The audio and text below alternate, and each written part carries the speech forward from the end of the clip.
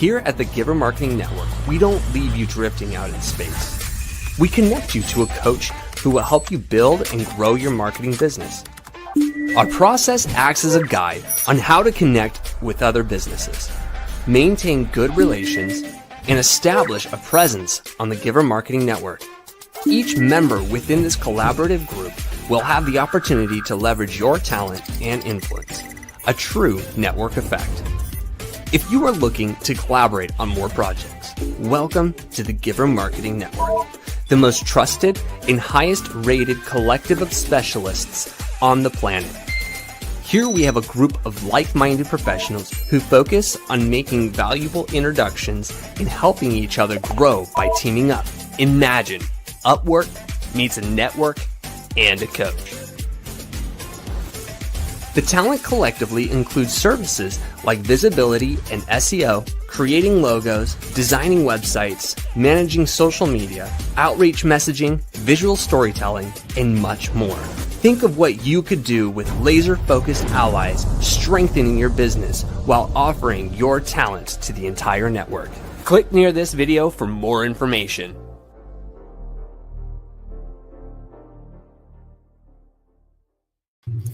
Hello and welcome to another Giver Marketing broadcast.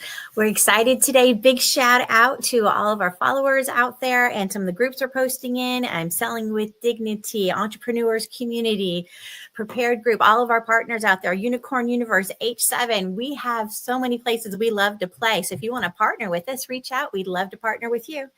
My name is Christine Deane and I am Team Director at Giver Marketing. And I'm excited because we have Jon Logan back. Hey, Jon. Hey, Christine, you got me back. What can I say? I did. We talked you into it. Popular demand. They said, we need more Jon in our life. I said, okay, let's get him back on the show. And here he is because he did such a phenomenal job last time helping us with our marketing. So today we're diving into even more fun stuff. But those that didn't get to see the last episode and don't know who you are, Jon, let them know a little bit about you. So I'm a nerd, to sum it up pretty quickly, but I'm a marketing nerd and a business nerd. I was born and raised in Florida. My family's from South Carolina, but I was born and raised in Florida near the Space Coast. So I'm big into rockets and space and all that stuff naturally growing up there. Worked in food service for about 8 years, was able to go to school, went to the University of Central Florida for cybersecurity. So I came out of there, got a job as a cybersecurity engineer. Mixed experience, and decided I wanted to work for myself. So started my very first company, which was an email security SaaS product. Didn't end up going to market because a very large email security competitor came up with a new thing, which was exactly like what we had conveniently. And I was like, I don't want to get stuck in court for a decade. So when that company closed, I was approached by some of our partners and they're like, hey, we loved your branding and marketing and your strategy that you did for your company. Would you help us with ours? So I ended up opening this boutique marketing and strategy consulting company. And that's kind of where we're at now. So I have this interesting technology background that has now morphed into like marketing and specifically marketing strategy. So we've got marketing meets strategy, meets tech, meets, and just everything all together. Oh my goodness, that's going to be fun. I know I was in love with what your last presentation was about. What are we talking about today? So last time we talked about how your marketing should work like a car, and I use my own framework that's called the marketing machine. In that presentation, we talked a bit about marketing strategy as like the steering of your car. So I have a framework that I've been using for my clients for the past 4 or 5 years on how to do marketing strategy. So as a marketing professional myself, I actually teach other marketers how to use the framework in their own businesses to serve their clients, especially with AI and everything going on. And people are kind of moving away from like website building and social media management and throwing everything at AI. How can marketing service providers continue to stand out? And I believe that's strategy. So we're here to talk about my marketing strategy framework. Ooh, I'm excited. Let's talk strategy. I love strategy. Let's see. So the idea of this concept is how to lead, plan, and think like a marketing strategist using what I call the growth marketing strategy framework. Let me make sure my slides are working. There you go. So have you ever worried that your clients only see you as a tactician? They only see you as someone who's going to build their website, who's going to do their SEO, who's going to run their ads. If yes, It's probably because you don't have a repeatable strategy framework where you can position yourself as a marketing strategist in their eyes. That's where the growth marketing strategy framework comes in. But first, let's define marketing strategy. Marketing strategy, like I mentioned a little bit, is like the steering of your car. So you got to think about your marketing running like a car. You have all these different pieces, everything's working together to go forward, to push us forward. And your marketing strategy is the steering of that car. It's the steering. It's not your tires. It's not your engine. It's not, whatever else. It's the steering of your car is your marketing strategy. So steering is all about knowing where you want to go and how you're going to get there. Strategy is knowing where you want to go and how you're going to get there. And then using your expertise as a marketing professional, as a branding person, as a whoever, to help make the right pivots and decisions to ensure success and the growth of the company you're working for. So you can create a marketing strategy roadmap that helps you, the marketing professional, be the driver for your client's marketing using the 6-step growth marketing strategy framework. So what is growth? I know I've said this a bunch of times. There's a bunch of gurus out there like, oh, I'm a growth marketer. I'm a growth marketer. Like, okay, no, you're not. You're an ads person that smells like slime and vomit. You're terrible. You're not a growth marketer. Growth, when we're talking about growth strategy, is an acronym. So it's GROWTH, and it all builds on top of itself. It's a process that we walk through, 6 steps that we start from the ground up in order to build something that will take our clients to the next level. So growth is an acronym. We start with our goals. Where do you want to go? Where's the client want to go? Where do we want to get with their marketing? Then we look at their revenue. What do you want to sell? What is the client trying to sell? Because you're selling a product or service, or maybe you're selling, donors on something if it's a nonprofit. But you have to have something specific that you're selling. Do you look at the opportunities? What opportunities do you have for marketing to help you get the best ROI? That's really, really important because a lot of marketers kind of just throw like spaghetti against the wall and hoping it sticks. We want to be very intentional on identifying and leveraging the opportunities to help us sell more of what we want to sell to hit our goals. I love this. All right. If you've got your camera out, take a screenshot of that right there because that's gold, right? You want to make sure you grab that or start writing notes furiously. throw the transcript of this. Get out your pen and paper, right? throw the transcript of this into ChatGPT, pull it all out. There you go. That's usually what I do, actually. Create the Jon Logan growth method guide. I actually do have a growth ChatGPT bot that if you email me, I will send to you, but we can get that to later. Then you got to look at, so we've looked at our goals, we've looked at our revenue, we've identified what opportunities we have. Then we look at, okay, what assets do we have? What do we need to leverage? What assets do we need to leverage to identify these opportunities to sell what we're trying to sell to hit our goals? It all builds on top of each other.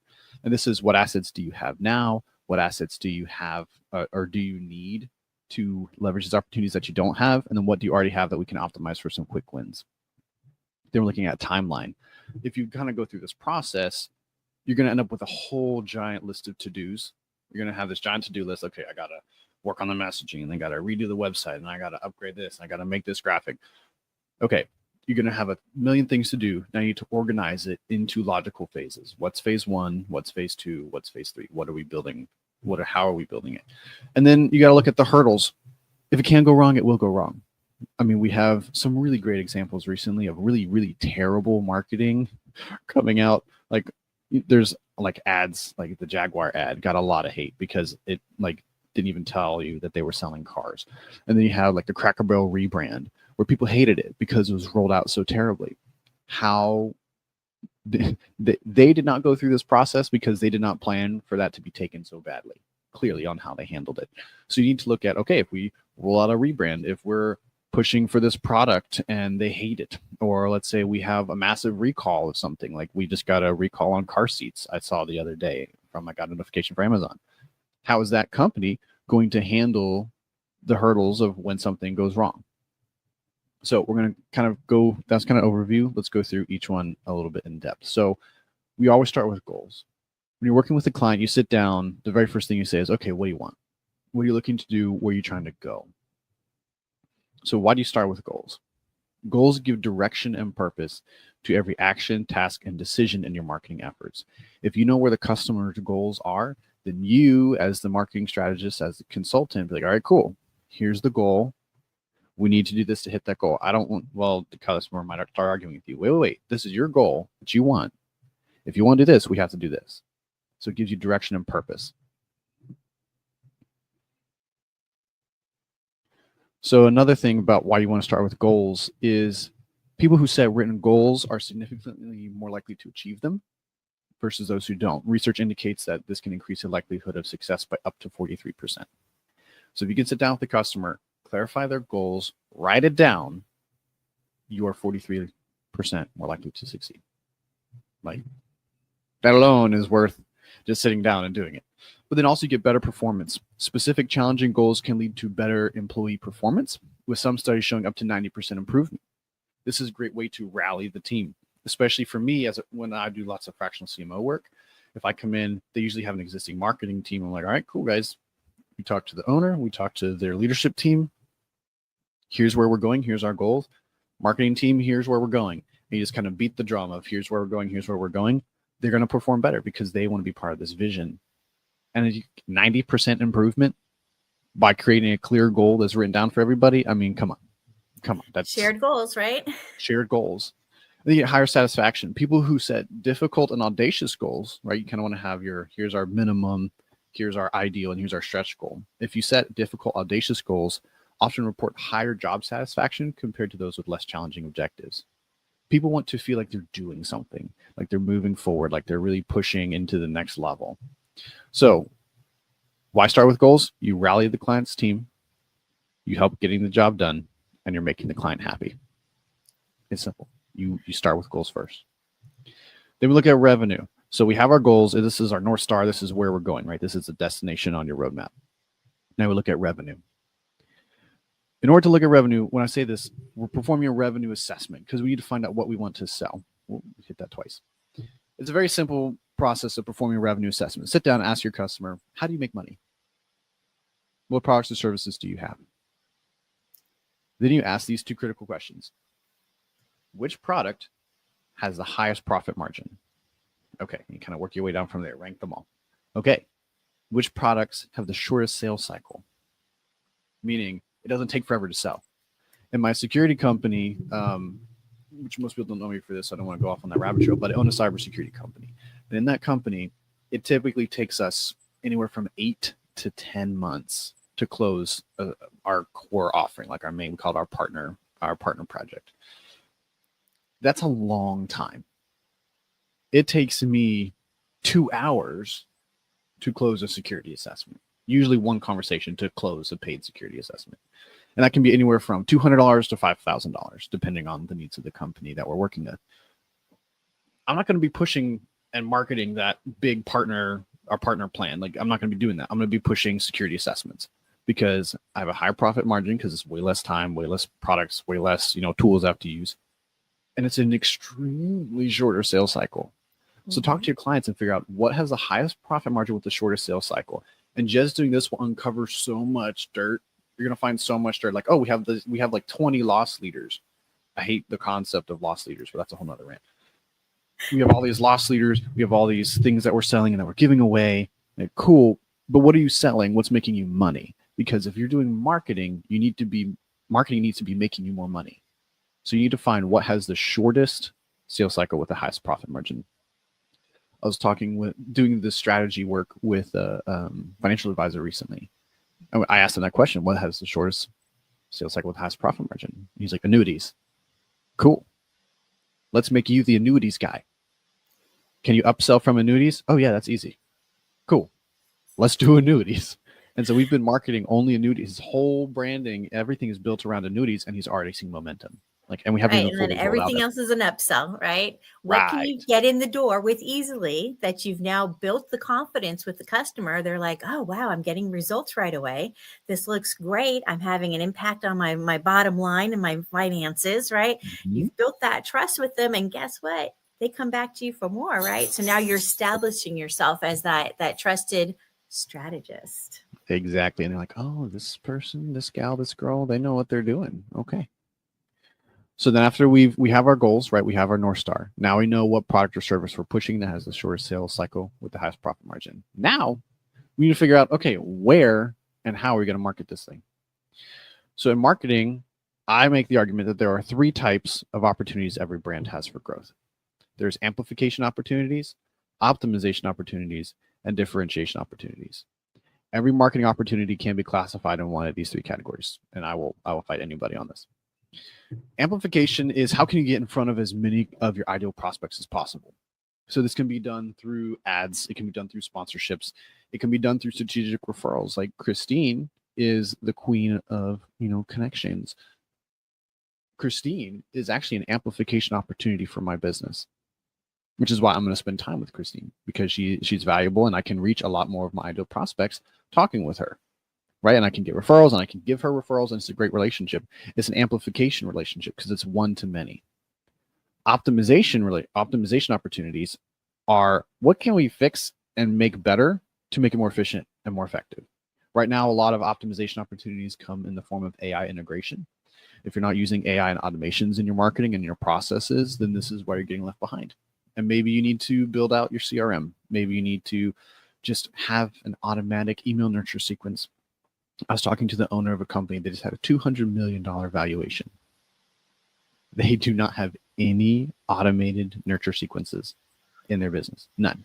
And they have over 90,000 people that they have not talked to in the past year that put in an inquiry form, maybe hopped on a sales call, maybe, and then they never heard from them again. That's a huge optimization opportunity. Maybe we don't even need to be focused on selling something. We just need to be focused on what you already have. Sometimes you'll figure that out here. Yeah, that's huge, really. And it's not uncommon. You'll see businesses that are so focused on getting those new leads that they don't know what to do with them when they've got them. They don't have any nurturing systems in place. I was just on a call with one of my international clients last night, and we just had this conversation. Yep. He's like, I need to run ads. I'm like, hold on. Yep. Before you run those ads, right? Do you have all the systems in place to support that? Do you have nurturing sequences to get them on a call with you? Do you have, right? And he's just looking at me like, oh, right.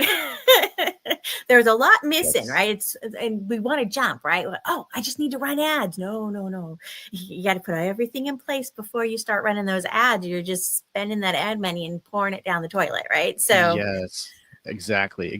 And so many businesses don't understand that, but we as marketers, we understand that intuitively, which is why when we have a framework like the growth marketing strategy framework, we can sit down, we plug in what we already know into a process, so that way we can walk our customers through it as well, so that way we can end up selling them as a strategist, because we're already marketers. We already know these things intuitively, but when we have the process, it's more for the customer than for us.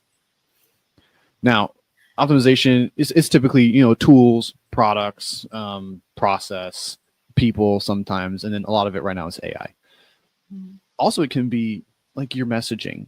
Most businesses' messaging is terrible. You should optimize your messaging.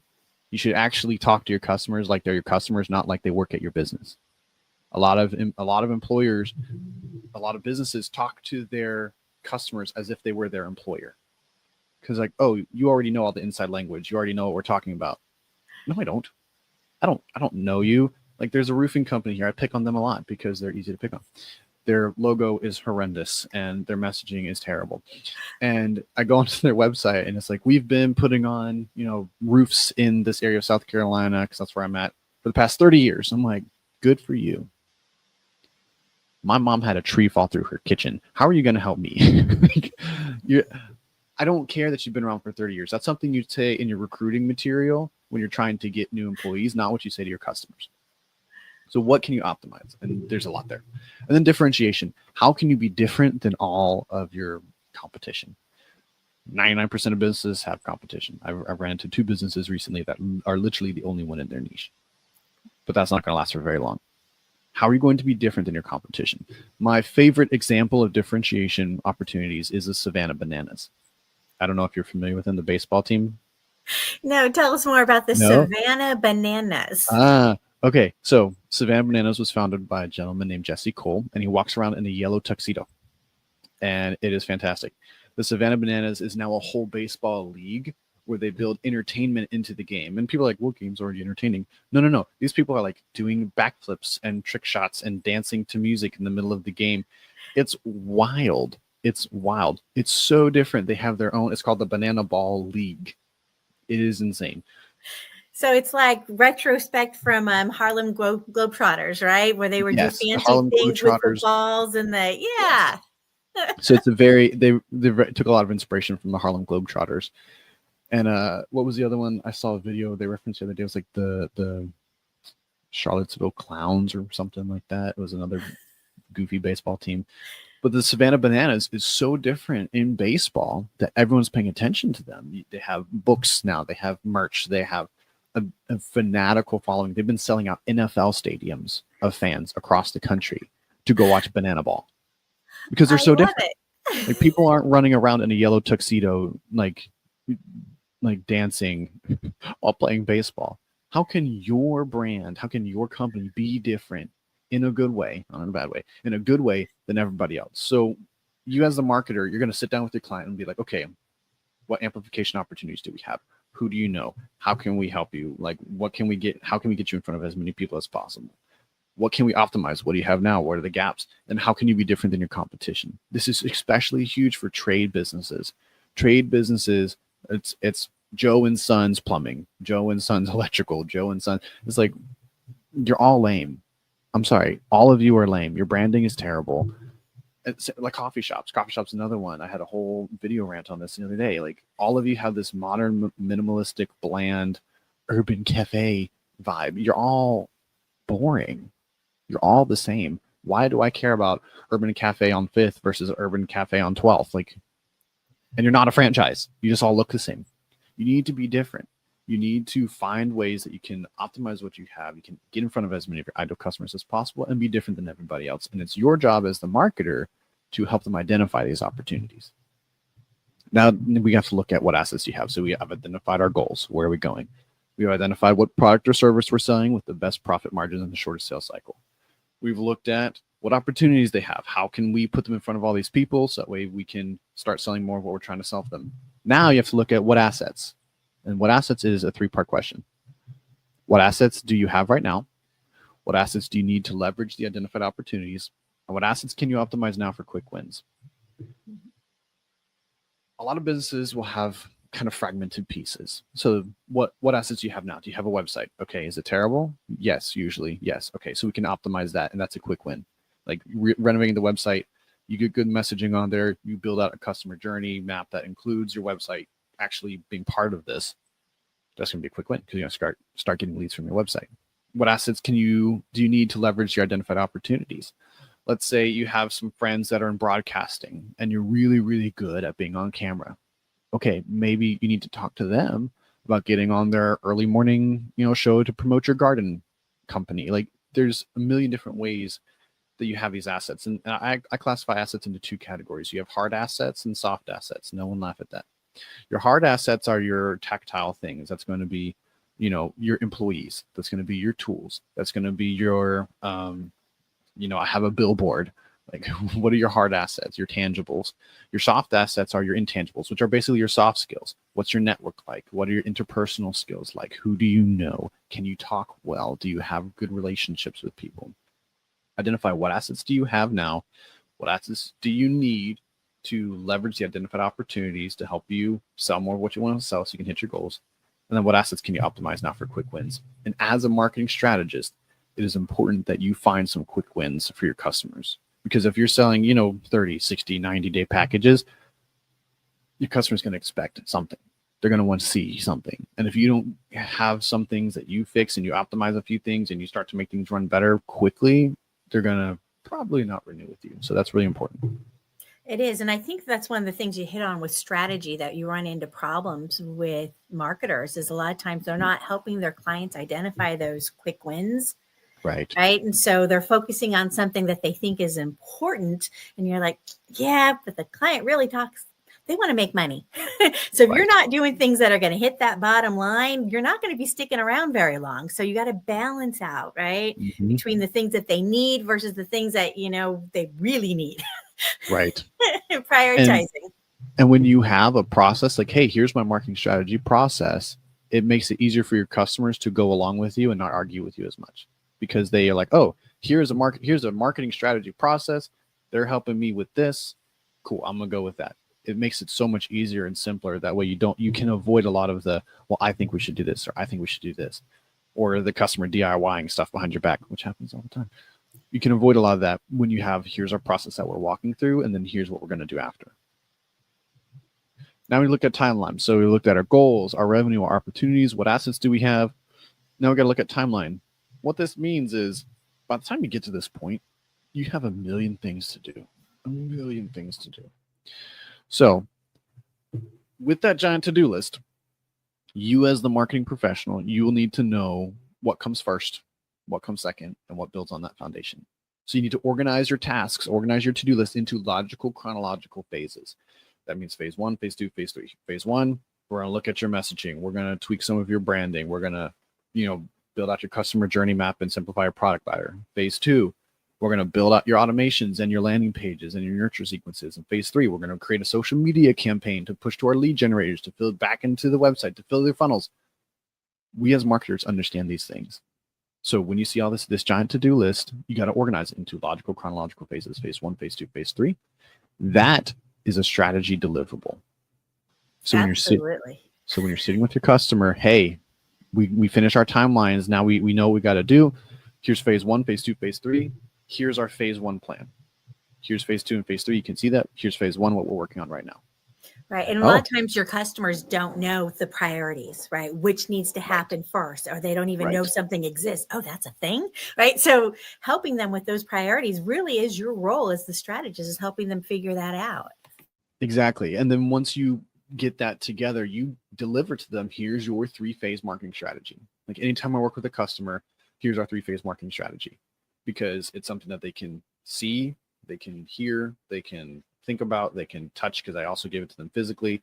So they're like, okay, I paid for this, right? Because too many marketers are selling strategy as this intangible, like, oh, you're buying strategy. Okay. Customers don't know what that means. And they're too busy running their businesses to figure out what your definition is. So when you create something that is tangible for them, that they can easily understand, a 3-phase marketing strategy, this is our roadmap, this is where we're going and how we're going to get there, that is super powerful for them. Absolutely. You think about clear expectations in any relationship is so important.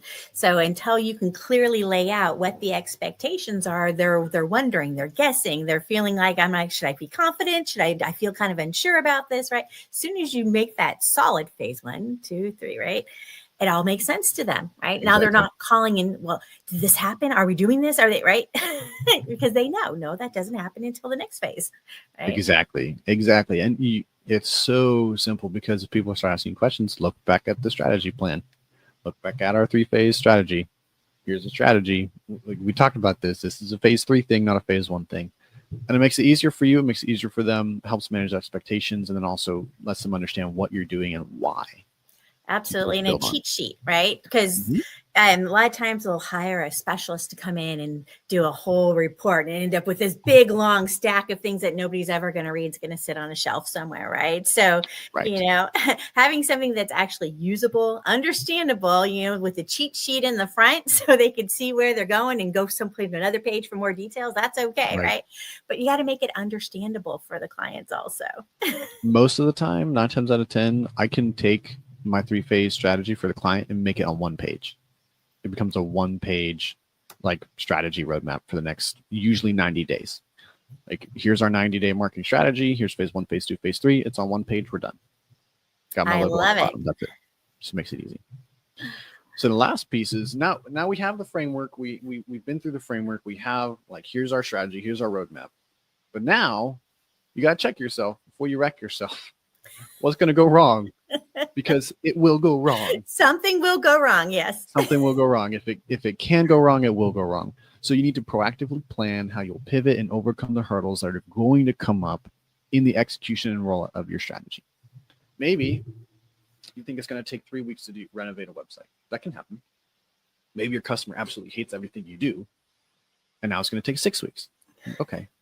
If this takes longer, what are we going to do? Maybe you go through 3 renditions of a new logo because they have something trash. And you're trying to renovate it for them, and then they hate it all. And now they've used up all of their, they get you make 3 different styles. They pick one, they get 2. I'm blanking on the term. like 2 renovations of that logo concept before they have to pick one. Maybe they get to the end and they're just like, you know what, scrap this. I want to change the name of the company. Like, okay, how are you going to do that? Maybe you get banned off of Facebook, right? Like that happens. Maybe your ads account gets shut down. What are you going to do? How are you going to proactively plan to overcome that problem? I often say it's how fast can you pivot? Right. Determines your success. Yes. And if you proactively plan how you're going to pivot, that will dramatically increase that process. Absolutely. If you plan it, you can pivot faster. Like maybe you roll out a rebrand for some very, very unnamed, large, humongous restaurant breakfast chain that no one's ever heard of. And everyone hates it and hates you because you did it. How are you going to fix that? How are you going to get your customers back? How are you going to get that loyalty back and get the trust? Yeah, I was just thinking about the, what was it? Oh, Canva, when they went to raise their prices. Oh, there was outrage and they ended up rolling it back and saying, we're not going to do it. Sorry, our bad. But right. Man, did they get a lot of lashback from their loyal followers, right? Right. And like how many of them left Canva and won't be back? Yeah. So they really, when you make major changes and you haven't really prepped people for it, you better have a plan for rolling things back if it doesn't go like you planned on it too. Yep. And I've seen it happen even with like the best marketers in the world. I've seen them make changes in their business that they did not roll out well that end up losing, 20, 30, 40, 50% of their company because they did not do it well. So how you need to proactively plan what, if it can't go wrong, it will go wrong. So how are we going to do this? And I usually find that when we get to this part, the customer is like, well, you're just like a doomsday naysayer. Like I respond, I hope so. I hope I am a doomsday naysayer. None of this happens, but some of it will probably happen. Like I've never rolled out a strategy and it went seamlessly ever, not even once. So how can you proactively plan how you're going to pivot and overcome? And it's your job as the marketing expert to know how can we do this and how are we going to overcome these problems. So these 6 steps: goals, revenue, opportunities, what assets, timeline, and hurdles, offer a proven process for developing, consulting, and coaching with marketing strategy. So I've done this in one-on-one coaching. I've used this framework for fractional CMO gigs. I've done strategy workshops where we just walk through the growth framework as, I can do it with 10, 20 businesses in the same room, or I can do it as an executive team. And ongoing strategic retainers. I have a couple clients. I come in once a quarter and I check in with their team. Hey, how did this last quarter go? Because this is the contract. How did the last quarter go? What went wrong? What went well? Cool. Let's walk through the framework again and make the next 90 days. The framework works because it's a proven process that's simple to understand for both the marketer and the client. And it allows the marketers to leverage their expertise in a way that is digestible by who they're trying to sell to. It's like one-on-one coaching. It's great. Fractional CMO is great. Workshops is great. It makes strategy easy. Well, and I love about this strategy is that it applies not only to large businesses, small businesses, medium businesses, solopreneurs. It doesn't matter what the business is, nonprofits, right? Yep. You can follow this strategy and you're going to see more success and better results. Exactly. And it's really just taking what we know as marketers and organizing it into something simple. Because we'll know all these things intuitively, but when we have a framework to fit it in, that's where I think we can be excellent. So my thing is I have a spring cohort where I'm training marketers how to become a growth marketing strategist. It's an 8-week program. We take you from being a tactician to being an invaluable marketing strategist. We teach you this framework in depth. I give you all my tools. I give you all my proposal sheets. I show you, here's how I've sold it. Here's the packages I've had. Here's how we do this, walking through it. So if that's something that is interesting to anybody listening or watching to this, you can apply at greenlitgrowth.com/do-strategy or scan the QR code. And I'd love to see you there. I love it. So get your phone out, right? Scan that, get that open. Okay, here we go. Make sure that works. And so you want to be able to check that out, right? So here we go. I got it right here. Oh, yeah. And when you apply, you can get a free coaching call with me, one-on-one. So even if you don't want to be a marketing strategist and you just want to be like, hey, Jon, I want to pick your brain, that's also fine. There it is. Applied today right there, right? So find out more about that. this is an opportunity. We saw how it just intuitively made sense, right? Walking through those steps, it just made sense. And that's what it is. Your clients need something they can understand. You need something where you have, basically it's like checkoffs, right? Did I hit this? Yes. Did I hit that? Right? It just makes the whole process a little bit smoother, getting organized. That's why everybody has the same expectations. I love how your mind thinks, Jon. Thanks. I'm a big fan. You know that. I was just thinking about, we've got some comments. Timothy Morgan's tuning in and watching. He's saying, I love Savannah bananas. Yeah. Bananas are great. So he was appreciating that one. Yeah, I love this straightforward approach. And it's very, I'm going to say client centric, right? It's giving them what they want and what they need. And sometimes they don't always know what that is. That's why they have us. Exactly. I mean, if we are the marketing professionals and they're trusting us to help them grow their business. So I think it's our responsibility to do that to the best of our ability. Yeah, I'm going to take that link. I'm going to drop it into the comments so people can also just kind of click on that there. So let's see. We're saying it's the do strategy, right? Yep, Okay. greenlitgrowth.com/do strategy. All right. So the do strategy is to become a marketing strategist. Is that right? We help you do strategy.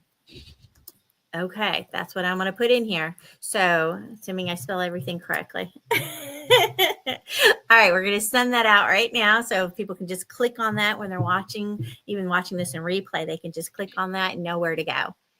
The other thing is for those that haven't connected with you on LinkedIn, right? That's a great place to get to know you and reach out and want to have a little conversation, right? So I'm going to encourage people to go ahead and friend up with you on LinkedIn. So I guess it's Please connect do. up, right? Yeah, connect, follow, connect, like and subscribe. I don't know. Yeah, there's techie terms on this somewhere, but let's all be friends. That's always my philosophy on everything. So solid is good. So yeah, I got actually some pretty fun stuff that's going to be coming out on LinkedIn over the next few months. So I'd love to connect with people on there. Do we ever get any hint on that, or? I'm moving to a new office. That'll be part of it. Oh. Yeah. Will there be Savannah bananas there? You know, that would be cool. I would love that. Actually, I'm gonna see what I can do. Maybe I know a guy who's friends with Jesse Cole who founded the Savannah Bananas. So I've been trying to make friends with him so that I can meet Jesse Cole. Yeah, grand opening, bananas included. You could give out bananas in the process. There you go. Well, I just dropped in the comments there Jon's link on LinkedIn also. So if you haven't friended up with them there, reach out, connect, say, hey, I saw you on the Giver Marketing broadcast. Let's talk a little bit about this whole strategy and marketing growth stuff. You just never know where the fun might go to. So we love partners, collaborations, and I love that you're helping agencies step forward, right? A lot of times right now, there's so much change, like you said, with the AI space, and the roles are shifting, right? So what we bring to the table isn't just the content. And a lot of times I think that's how businesses look at their marketers as they're creating content for me. But really, it's not the content, it's also the strategy, the process. Yes. And there's a learning curve. If you try and do it on your own, sure, right? But we can only do as much as our talents and skills allow, right? So when someone says, oh, I redid it, and I'm like, with the same skills and talents you did it the first time with. So chances are the second one's probably not looking real good either, right? Yep. So it doesn't hurt to have somebody come in and look at your overall strategy and help bring some clarity to the situation.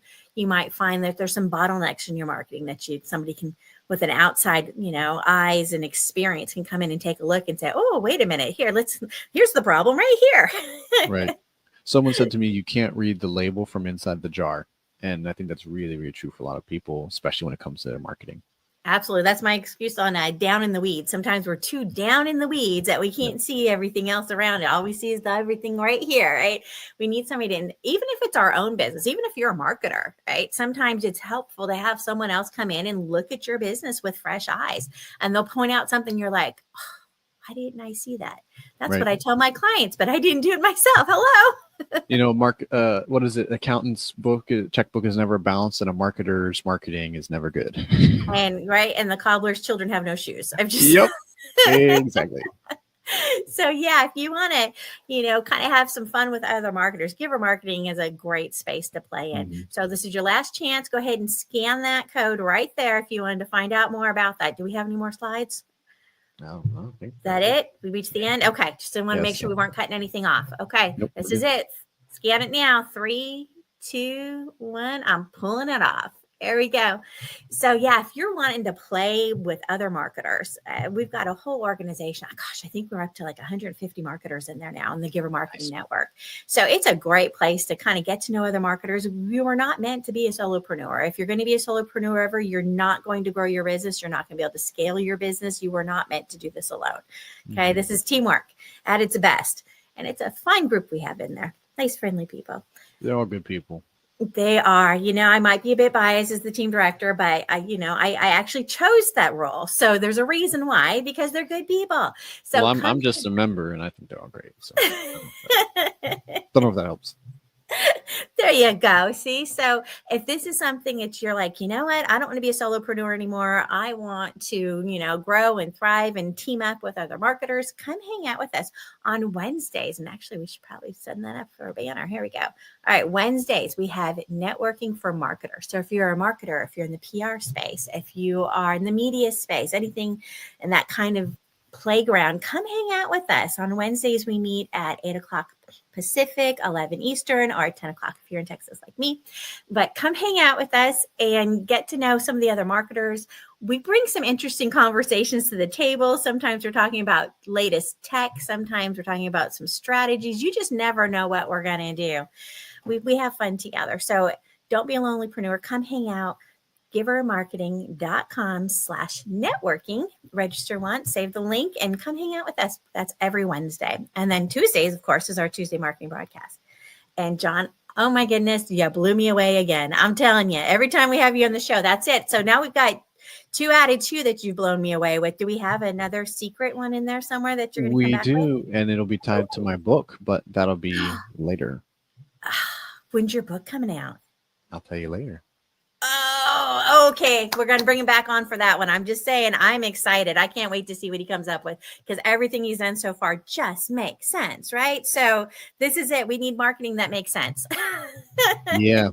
It's not just shiny bells and whistles, right? Marketing that makes sense. I need to go see if that domain's available. It's true though, right? So I'm looking forward to it. We'll have you back on the show again. You're welcome anytime. Come in and play with us. All right.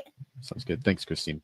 All right. Thanks, y'all, for joining us for another Tuesday marketing broadcast with Giver Marketing Network. And we will see you soon. Thank you. Bye. Yep.